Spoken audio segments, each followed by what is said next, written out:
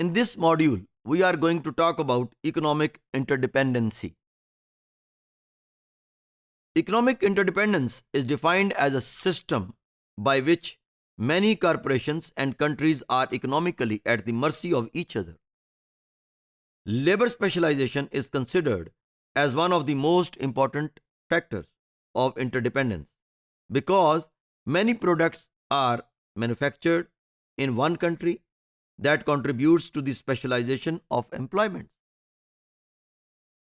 Again, the countries with more efficient system capabilities are capable of having that less economic dependency upon other countries.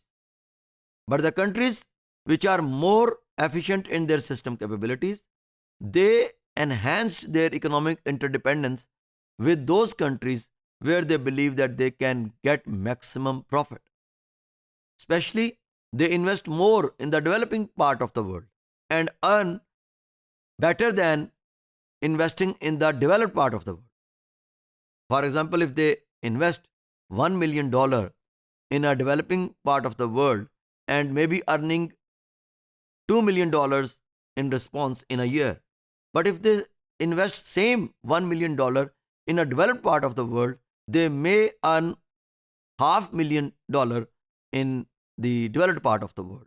So that is what they are taking advantages when they are having better or efficient system capabilities. US dominance after World War I and World War II, establishment of European Community in 1950s, rise of multinational corporations in 1960s, and intergovernmental organizations in 1970s. It was also giving surge to market power.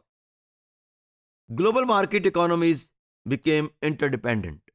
This is how, when economic interdependency is going on and global market needs more economic resources, they always decide to get integrated.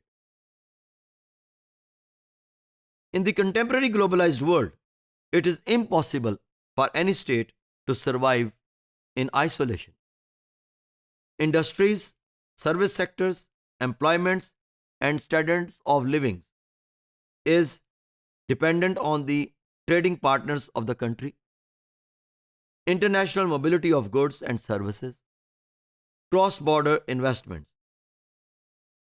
So, in the contemporary world politics or in the contemporary global economic world, it is impossible for any part of the world, either it is developed or developing, to stay in isolation. They need to interact with each other. They need to show interdependence upon each other. They cannot live in isolation. In the post-World War I period, United States emerged as a political and economic power. Expansion of capitalism, industrialization, all the other countries became dependent on the US economy. When USA sneezes, the economies of other nations catch a cold. It is a very popular sentence that if the economy of the United States of America declines or it goes down, it will definitely make a serious impact on the other economies of the world. China is interested to purchase lots of US dollars. It keeps the dollar stronger and Chinese currency yuan low. More money from America. Consequently, America buys more Chinese products. In the 21st century, China is rising as an economic giant and it successfully having a vital role in the world economic market. Chinese largest importer today is America. China exports its more product to America than any other country of the world.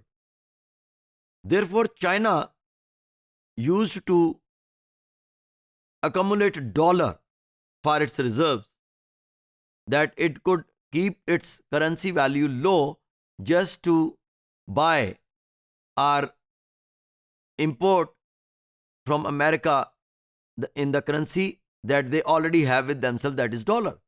So it pays more to China.